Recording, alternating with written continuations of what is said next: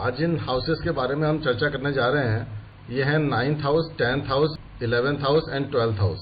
बहुत ही great houses में से हम कहेंगे, जिसमें से 9th हाउस तो हमने कल डिस्कस कर लिया था, लेकिन फिर भी ये हाउस बहुत ज़्यादा इम्पोर्टेंट है। एक छोटी सी बात अपने दिमाग में लेकर चलिए, सोच के चलिए। पहले हाउस में आपने जन्म लिया, आपका शरीर, आपका व्यक्तित्व सबका निर्माण हो गया। तो दूसरे हाउस में आपको घर परिवार मिल गया, रुपया पैसा धन संपत्ति मिल गई परिवार की, आपके पास में बोलने के लिए भगवान ने वाणी दे दी, स्पीच आ गई आपके पास। तीसरे घर में आपके कर्म आ गए, जहां पे आप मेहनत कर रहे हैं, आपकी मेहनत कर्म जुड़ गया, और कर्म के साथ में आपके भाई बहन भी आपकी मदद के लिए आपको दे दिए भगवान ने। आपकी यात्राएं शुरू हो गई, छोटी छोटी यात्राएं आपने शुरू कर दी। चौथे घर में आपको माँ मिल गई, आपको सुख प्राप्त हो गया हर प्रकार के, आपको रहने के लिए घर मकान दुकान सब चीज आपको व्यवस्थित हो गई, चलने के लिए वाहन मिल गया आपको। पांचवें घर में आपने शिक्षा प्राप्त करी, यहाँ पे आपकी संतति भी है, यहाँ पे आपका लव रोमांस भी है, तो वो सारा कुछ आपने देखा। छठे घर में आपने कुछ कामकाज आपने किया, नौकरी करी, सर्विस करी, दूसरों की सेवा करी। जब आप मेहनत कर रहे हैं तो शरीर भी जो है कमजोर पड़ता ही है, चाहे कमजोर पड़े या मजबूत हो, दोनों चीजों को हम देख सकते हैं इस छठे घर से। तो बीमारी का घर भी 6th हाउस दे दिया गया। शत्रु यहाँ पे पैदा हो गए, क्योंकि आप कर्म कर रहे हैं तो शत्रु होंगे जरूर, अपोजिशन आपको फेस करनी पड़ेगी जीवन में। सहयोगी आपको यहाँ पर मिल गए, साथ में काम करने वाले आपके सबऑर्डिनेट्स मिल गए। यहाँ तक कि आपके घर में जो भी व्यक्ति काम कर रहे हैं वो तक भी आपको छठे घर में मिल गए। छठे घर में आपको बिजनेस की इनकम भी हो गई। 7वें घर में आप पहुंचे तो वहां पे आपको लाइफ पार्टनर मिल गया, जीवन में चलने के लिए जो लाइफ का जो पार्टनर चाहिए वो आपको प्राप्त हो गया। 7वें घर में आपको बिजनेस पार्टनर भी मिल गया, यानी कि व्यापार करने के लिए जो पार्टनर चाहिए, जो कस्टमर चाहिए, क्लाइंट चाहिए, वो भी सब मिल गए आपको यहाँ पे। और 8वें घर में मृत्यु का स्थान आ गया, और परेशानी आ गई, पीड़ा आ गई, कष्ट आ गई, और जीवन यहाँ से अंत की तरफ बढ़ जाता है। अब सवाल ये होता है कि इस पूरी जीवन यात्रा में जब सब कुछ खत्म हो गया, सब कुछ कंप्लीट हो गया, तो हमको 9th हाउस से लेके 12th हाउसेस भगवान ने दिए ही क्यों हैं? बहुत इंपॉर्टेंट चीज है समझने वाली। काला जी, आपको बहुत दिनों से हमने सुना नहीं, आप बताएंगे कि 9th हाउस से 12th हाउस हमको ये क्यों दिए? क्योंकि हमारा जीवन यात्रा तो सब कुछ हो सकती है, हमारा कामकाज चल रहा है, रोजी रोटी चल रही है, सब कुछ चल रहा है, पत्नी बच्चे सब कुछ है हमारे पास में 8th हाउस तक, 8वें घर तक। यानी कि मंगल ने जो हमको जीवन देना था, मेष राशि से लेकर वृश्चिक राशि तक सब कुछ तो हमको मिल गया यहाँ पे। तो 9th हाउस की और 10th हाउस की, 11th हाउस की और 12th हाउस की जरूरत ही कहाँ थी? हमारे को भगवान ने क्यों दिए? हमारे ऋषि मुनियों ने ये 4 हाउसेस हमको क्यों बताए? आप अपने मुझे थॉट्स दीजिए पहले इस पे। प्रीति जी, आप बोलेंगी क्या कुछ? नहीं, मुझे ठीक से पता नहीं आया। चलिए काला जी आपके क्या विचार हैं? ये 4 हाउसेस हमको क्यों मिले? क्योंकि हमारी जीवन यात्रा तो संपन्न हो रही थी, कंप्लीट हो रही थी। ये 4 हाउसेस की इंपॉर्टेंस क्या है हमारे जीवन में? काला जी, आप तक मेरी आवाज पहुंच रही है क्या? ठीक है, कोई बात नहीं, मैं ही बताता हूं। देखिए, हमारी जो लाइफ है, ये सृष्टि किसकी है? निर्माण किसने किया है? ब्रह्मा ने निर्माण किया है इसका। तो जब ब्रह्मा ने निर्माण किया है हमारा, और हमारी सृष्टि की रचना हुई है, तो सृष्टि का अंत होना भी निश्चित है। तो यानी कि पहले घर से लेके 8वें घर तक हमारा सृष्टि परिवर्तन हो रहा है, पुनर्जन्म हो रहा है हमारा। तो हम 1 से 8 तक के चक्रों में फंसे हुए हैं। पहले घर से लेके 8वें घर तक की जो यात्रा है, ये ब्रह्म यात्रा है। भगवान ब्रह्मा जी ने कहा है कि आप अपने कर्म करो, कर्म करने के बाद में मैं आपको नया जीवन दे दूंगा। तो इसीलिए 8वें घर को मृत्यु स्थान बोला गया है। और मृत्यु क्यों होती है? जिससे कि आप नया जीवन प्राप्त कर सकें। जब आपको नया जीवन मिल रहा है तो कौन सा रेस्पॉन्सिबल है इसके लिए? मंगल रेस्पॉन्सिबल है। इसलिए वृश्चिक राशि का मालिक भी मंगल है और मेष राशि का मालिक भी मंगल है। तो यहाँ पे जर्नी कंप्लीट होती है 8th हाउस तक पहुंचते पहुंचते। और कल जैसे मैंने बताया था कि 8वां घर गुप्त विद्याओं का घर है। यहाँ पे जो विद्या प्राप्त हो रही है वो गुप्त है, यानी कि लाइफ के, जीवन के ऐसे गूढ़ रहस्य आपको यहाँ पे प्राप्त होते हैं जो आसानी से किसी को ओपनली कहीं मिलते नहीं है। वेद शास्त्रों का ज्ञान हमको कहाँ से मिलेगा? 8वें घर में है, छुपा हुआ है। आप उसको पढ़ रहे हैं या नहीं पढ़ रहे हैं, ये अलग बात है। तो शिक्षा प्राप्ति कहाँ होगी? 8वें घर को जो रिसोर्सेज मिलेंगे, वो रिसोर्सेज कहाँ मिलते हैं? जो रिसोर्सेज का हाउस है वो 2nd हाउस होता है हमारा। तो 8वें घर से 2nd कौन हो गया? 9th house. तो यानी कि 9th हाउस की इंपॉर्टेंस आ रही है, गुरु की इंपॉर्टेंस आ रही है। 9th हाउस देवगुरु बृहस्पति का स्थान है। तो जब तक गुरु नहीं होगा तो 8वें घर में शिक्षा कैसे मिलेगी? वो गुप्त ज्ञान कहां से प्राप्त होगा आपको? वो गूढ़ वेद शास्त्र का ज्ञान, उपनिषदों का ज्ञान कहां से मिलेगा? अगर हमको वेद शास्त्रों का प्रवचन भगवान ने या हमारे ऋषि मुनियों ने नहीं दिया होता तो हम आज कैसे आप बोल सकते थे कुछ भी? गीता का ज्ञान अगर भगवान कृष्ण ने नहीं दिया होता तो कहां से मिलता हम सबको जो है जीवन का समझने का? तो ये चीज जो है गुरु के रूप में हम सबको प्राप्त हो सकती है। तो इसीलिए भगवान ने कहा मेरी जीवन यात्रा सिर्फ जन्म और पुनर्जन्म लेने की नहीं है। भगवान शिव कह रहे हैं कि मुझे तो वापस आना है। और मंगल ने ये कहा है, मैंने आपको जब कहानी सुनाई थी एक बार पहले, कि जब भगवान शिव ने कहा कि मुझे वापस कौन लेके आएगा, तो चंद्रमा ने हाथ खड़े कर दिए। मंगल ने कहा मैं तो जीवन देने वाला हूं, मैं तो जीवन दे सकता हूं, मैं ले कैसे सकता हूं? तो आपने तो मुझे लाइफ के लिए रेस्पॉन्सिबल बनाया।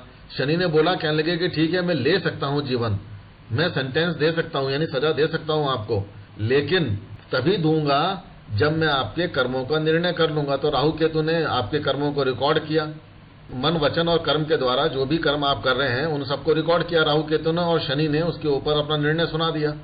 तो आपको पुनर्जन्म प्राप्त हो गया। 1 से 8 तक की यात्रा ऐसे चल रही है।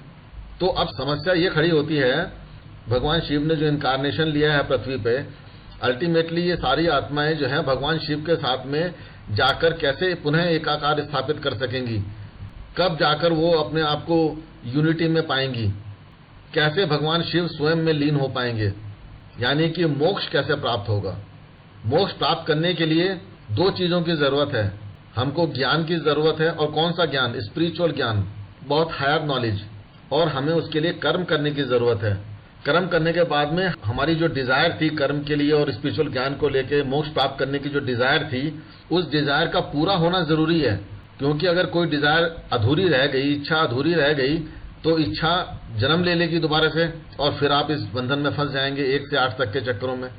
तो डिजायर का पूरा होना भी जरूरी है, और डिजायर के पूरा होने के बाद उसको त्याग देना भी, यानी कि उसको फॉरगिव कर देना भी बहुत ज्यादा जरूरी है। Then finally you get the moksha, यानी कि तब आप भगवान शिव के साथ में पुनः एकाकार स्थापित कर सकते हैं।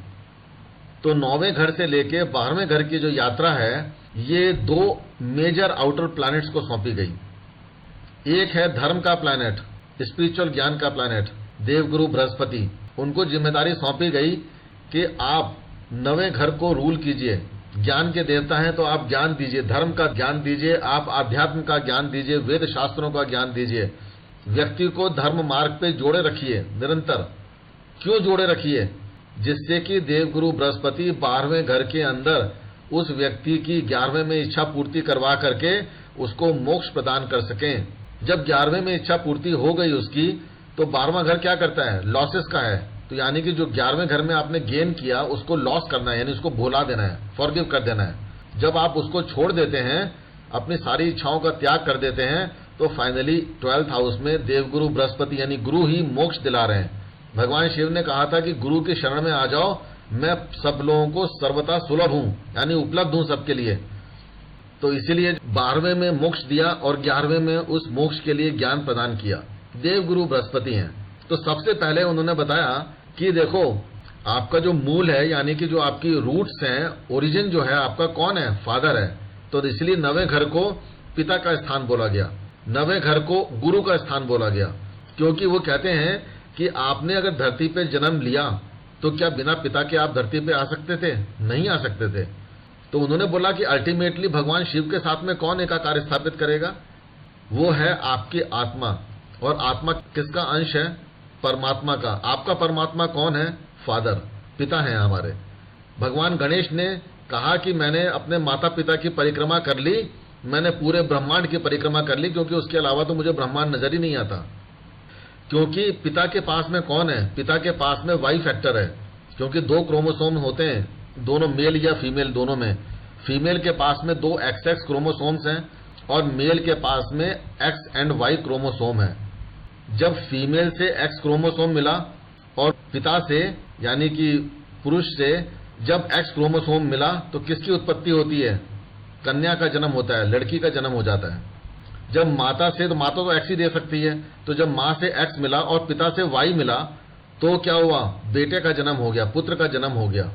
अब बेटा भी जब आगे चल के पिता बनेगा तो उसमें भी वही सेम वाई फैक्टर काम करेगा।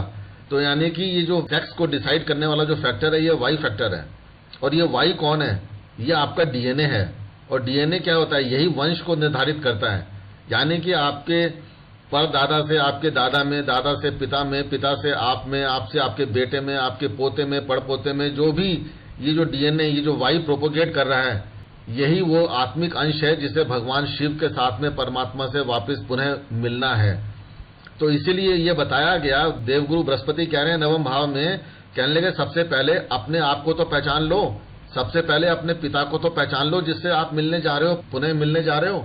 वो ये कह रहे हैं देवगुरु बृहस्पति कि अपनी कम से कम लीनिएज को तो समझ लो, अपने पूर्वजों को तो समझ लो कि आपके पूर्वज कौन है, कहां से आपका ओरिजिन है। तो ये जो सारा ज्ञान है ये नवे घर में मिल रहा है, ये देवगुरु बृहस्पति देते हैं। इसलिए देवगुरु बृहस्पति गुरु भी है, पिता के स्वरूप में भी हैं, आपके दादा के स्वरूप में भी हैं, आपके परदादा के स्वरूप में भी हैं। यानी कि देवगुरु बृहस्पति आपकी कंप्लीट फैमिली लीनिएज, आपके एंसेस्टर्स को रिप्रेजेंट करते हैं। यानी कि अगर देवगुरु बृहस्पति यानी बृहस्पति कुंडली में अच्छे हैं तो कुंडली के 12 में से 11 घरों को स्वतः ही अच्छा कर देते हैं। यानी कि अगर आपके पास में आपके एंसेस्टर्स की ब्लेसिंग्स हैं, आपके पिता की ब्लेसिंग्स हैं, गुरु की ब्लेसिंग्स हैं, तो भगवान शिव भी कहते हैं कि मैं भी उसमें इंटरवीन नहीं कर सकता। यानी कि पिता ने, गुरु ने जो आशीर्वाद दे दिया, आपके दादा ने जो आशीर्वाद दे दिया, उसको काटने वाला भगवान शिव कहते हैं कि मैं भी नहीं काट सकता, क्योंकि वो जो वाणी है वो मेरी ही वाणी है, मेरी ही स्पीच है। और इसीलिए कहते हैं कि पिता का जो कर्ज है, यानी कि जो उसके द्वारा दिए गए बैड वर्ड्स हैं, अगर उसने, पिता ने उसे कुछ कर्जिंग कर दी तो वो फलीभूत हो जाते हैं। तो पिता के लिए बहुत ज्यादा जरूरी है, दादा के लिए बहुत ज्यादा जरूरी है, गुरु के लिए बहुत ज्यादा जरूरी है कि वो कभी भी अपने डिसिपल को, अपने बच्चे को कभी भी कर्जिंग ना करे। ये बहुत ज्यादा जरूरी होता है। तो गुरु हमेशा जो है क्या करता है अपने शिष्य के लिए, उसके लिए हमेशा भले की सोचता है। भला क्या है कि भगवान शिव से तेरा पुनः मेल कराना है, तुझे ईश्वर प्राप्त करवाना है, तू ईश्वर है, तेरा परमेश्वर से मेल कराना है, गंगा का मेल करवाना है, गंगा सागर में यानी समुद्र में मेल कराना है। समुद्र को परमेश्वर स्वरूप माना गया है और गंगा को माता यानी ईश्वर माना गया है। तो यहां से जो हमको नवे भाव में ज्ञान मिला, इस ज्ञान को फलीभूत करना, उसके लिए कुछ कर्म करना पड़ेगा। तो कर्म का प्लैनेट किसको दिया गया? कौन कर्म करता है? तो शनि हमारे स्वयं के कर्मास को दिखाते हैं। तो इसलिए 10वां घर को कर्म स्थान बोला गया। और भगवान शिव ने कहा कि शनि के रूप में आप कर्म कर रहे हैं, तो इच्छा पूर्ति, इच्छा पूरा करने का जिम्मेदारी किसको दी गई? वो भी शनि को दी गई। शनि को क्यों दी गई? 11वां घर का लॉर्ड यानी कि कुंभ राशि का स्वामी, एक्वेरियस साइन का स्वामी कौन है? लॉर्डशिप है सैटर्न के पास में। तो यानी कि कैप्रिकॉर्न में आपने कर्म किया और 11th साइन यानी कि कुंभ राशि आपको फलीभूत कर रही है, आपकी इच्छा को पूर्ण कर रही है। वहां पे आपका 11th house is your gain house, income house है। तो इनकम क्या है आपकी? जो आपने कर्म किए उसके पूर्ण फल आपको 11वें घर में मिल रहे हैं। तो उसके जो पूर्ण फल मिल रहे हैं आपको, वो डिसीजन कौन दे रहा है? वो सैटर्न दे रहा है। शनि कह रहा है कि मैंने आपके कर्मों का जो लेखा जोखा रिव्यू किया, उस रिव्यू करने के बाद में जो मैं फल दे रहा हूं आपको 11th हाउस में दे रहा हूं। अगर आपने खराब कर्म किए 10th हाउस में, अगर आपने गलत कर्म किए तो 11th हाउस से आपको नेगेटिव रिजल्ट्स प्राप्त होंगे। लेकिन 10th हाउस में जो कर्म आपने किए, अगर वो पॉजिटिव कर्मास हैं तो 11th हाउस ये कहता है, क्योंकि वो सैटर्न ही है वहां पे, वो कहते हैं कि मेरी तरफ से आपको कंप्लीट फ्रीडम है और आपको आगे बढ़ने की इजाजत है। सैटर्न जो है ये बहुत ही डिप्रेसिव टेंडेंसी के प्लैनेट है, बहुत ज्यादा एक टफ बैरियर है। इस बैरियर को क्रॉस करना आसान नहीं है। तो उन्होंने बोला कि मैं आपके सारे टेस्ट ले लूंगा पहले, और जब आप अपने टेस्ट में सारे परीक्षाओं में सफल हो जाएंगे, तब मैं आपको आपकी मेहनत का फल 11वें घर में दे दूंगा। और जब मैं 11वें घर में फल दे दूंगा तो देवगुरु बृहस्पति कहते हैं कि 12वां घर मीन राशि, वो मैं आपको ये शिक्षा दे रहा हूं वहां पर कि आपको जो कुछ भी प्राप्त हुआ वो सब भगवान शिव को यानी मदर नेचर को आप वापस दे दें, क्योंकि आप हैवी लगेज के साथ में, हैवी बैगेज के साथ में आप भगवान शिव के साथ में यात्रा नहीं कर सकते, उनके पास में नहीं जा सकते। तो यानी कि आत्मा अपने जितने भी डिजायर्स हैं, जितने भी पेंडिंग कर्मास हैं, जो भी कर्मास हैं, सब कंप्लीट करके एवरीथिंग गिव अप करके फिर भगवान शिव के साथ में 12th में एकाकार स्थापित करती है, यूनिमसली जो है भगवान शिव के साथ में ज्वाइन करती है, रीज्वाइन करती है। इसीलिए 12th हाउस को बोला गया है मोक्ष कारका। अब मजे की बात देखिए, 12th हाउस में मीन राशि है। मीन राशि का सिंबल आपने देखा, 2 मछलियां हैं, विपरीत दिशा में घूम रही हैं, अपोजिट डायरेक्शन में। What does it mean? यानी कि 12वें घर में आप मोक्ष को प्राप्त कर सकते हैं। एक फिश की डायरेक्शन दिखा रही है, और 12वां घर ही ऐसा है जो आपको वापस, यानी सांप सीढ़ी का खेल है, 99 पे पहुंचकर आप वापस 10 पे आ जाएंगे, वापस घूम के वापस आ सकते हैं। तो कैसे आ जाएंगे कि 12वें घर में दूसरा प्लैनेट यानी मीन राशि में कौन सा प्लैनेट उच्च का हो जाता है? शुक्र उच्च का हो जाता है। यानी कि अगर आप लग्जरी में फंसे, यानी माया में फंसे, माया जगत में फंसे, तो माया जगत में फंसने के बाद आप वापस अपने वहीं पे आ जाएंगे 10 के ऊपर, और भगवान शिव से एकाकार स्थापित नहीं कर सकते आप। इसलिए 12वें घर में केतु को बोला गया है उच्च का। केतु उच्च का प्रभाव देता है मीन राशि में या 12वें घर के अंदर। क्यों देता है वो उच्च का प्रभाव? क्योंकि केतु जो है सेपरेटिव टेंडेंसी का प्लैनेट है। What ever you have gained, Ketu आपसे उसको डिटैच कर देगा, अलग कर देगा। तो 12वें घर में जब आपको डिटैचमेंट चाहिए और वहां पे केतु आकर बैठा है, आपको सब चीजों से, वर्ल्डली डिजायर से डिटैच कर रहा है, तो भगवान शिव से मेल खोने का आपका रास्ता जो है आसान हो जाता है। तो इसलिए 12th केतु को बोला गया है कि आपको मोक्ष प्रदान करने वाला प्लैनेट है, मोक्षकर्ता बन जाता है केतु। जितने भी साधु संत हैं, जितने भी फकीर हैं, जो शमशान में बैठे हुए हैं, जिनके पास में कोई लग्जरी नहीं है, वो सब किसको रिप्रेजेंट करते हैं? वो केतु को रिप्रेजेंट करते हैं। और जितने भी ये संत महात्मा आप बैठे हुए हैं, जो दुनिया भर के ज्ञान दे रहे हैं और बड़ी बड़ी गाड़ियों में घूम रहे हैं, ये सारे शुक्र के माया जगत में फंसे हुए हैं, 12th हाउस तक पहुंचे हुए हैं, लेकिन कभी इनको मोक्ष प्राप्त नहीं हो सकता। क्योंकि मोक्ष को प्राप्त करने के लिए उनके पास ज्ञान हो सकता है। देवगुरु बृहस्पति की राशि है, ज्ञान जरूर होगा उनके पास। वो धर्म गुरु बन सकते हैं, ज्ञान गुरु बन सकते हैं, लोगों को शिक्षा देंगे, ज्ञान देंगे, सब कुछ बताएंगे। आपको बताएंगे कि आपके धर्म क्या है, आपको स्पिरिचुअलिटी कैसे प्राप्त हो सकती है, आपको चक्रास कैसे आपके एक्टिवेट हो सकते हैं, दुनिया भर का धर्म का, ग्रंथों का ज्ञान आपको दे सकते हैं वो। लेकिन अगर उनसे खुद से पूछा जाए कि क्या आप मोक्ष प्राप्त कर सकते हो, बिल्कुल नहीं। क्योंकि भगवान शिव के पास पहुंचने के लिए पहले भगवान शिव बनना पड़ता है, यानी कि वैसी तरह से फकीर बनना पड़ता है जिस वेशभूषा में भगवान शिव स्वयं है। वो कहते हैं कि मेरे पास लग्जरी लेके आने की जरूरत नहीं है, लग्जरी तो मेरे सामने सिर झुकाती है, मुझे आके रेस्पेक्ट करती है। तो इसलिए भगवान शिव ने ये कहा कि 12th हाउस में जब भी आप आओ मेरे पास में मिलने के लिए, मैं आपके लिए सर्वथा उपलब्ध हूं, लेकिन आप सब कुछ छोड़ कर आओ मेरे साथ में, अपने साथ में कुछ लेकर मत आओ। कोई डिजायर आपकी नहीं होनी चाहिए, आपके पास में किसी भी किस्म की कोई चीज नहीं होनी चाहिए। यहां तक कि मोक्ष प्राप्त करना है आपको, ये डिजायर भी नहीं होनी चाहिए। जब आपकी मोक्ष को प्राप्त करने की डिजायर भी खत्म हो जाती है, तो डेफिनेटली आपका स्वागत है, आप मेरे अंदर आके मर्ज हो जाओगे, मिल जाओगे। आपको पुनर्जन्म से, यानी जन्म और मृत्यु के बंधन से पूर्णतः मुक्ति प्राप्त हो जाएगी। आपसे स्पिरिचुअल जर्नी की अगर मैं बात करूं, तो 9th से 12th तक की जो स्पिरिचुअल जर्नी है, ये कोई भी और हाउस आपको नहीं दे सकता।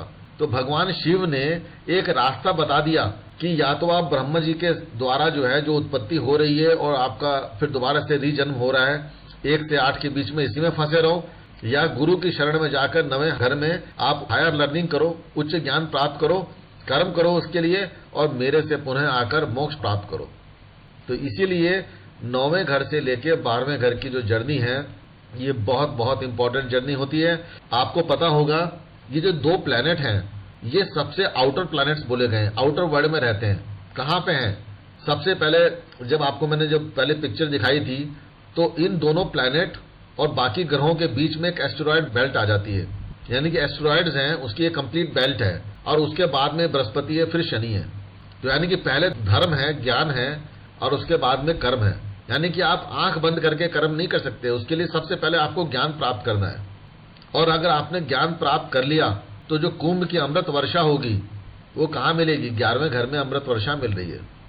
और उस अमृत को भी छोड़ देना, उस अमृत को भी खत्म कर देना, उसकी भी इच्छा ना रखना। 12वें घर में भगवान शिव कहते हैं अब आप मेरे पास आ गए। भगवान शिव को अमृत की कोई इच्छा नहीं थी, उनको बेचारों को विष दिया पीने के लिए, उन्होंने विष ही पी लिया, उन्हें अमृत भी नहीं चाहिए। तो यानी कि उस अमृत की, यानी कि 11th हाउस में जो आपको अमृत प्राप्त हुआ, आपने उसको भी त्याग दिया। तो इसलिए 9th से 12th तक की यात्रा इस तरह से चलती है। चलिए आज का लेक्चर यहीं पर पॉज करते हैं। Thank you. Okay, have a nice day. Okay, thank you. Thank you. Bye bye. जय श्री राम। नमस्कार। Bye. Jai Shri Ram.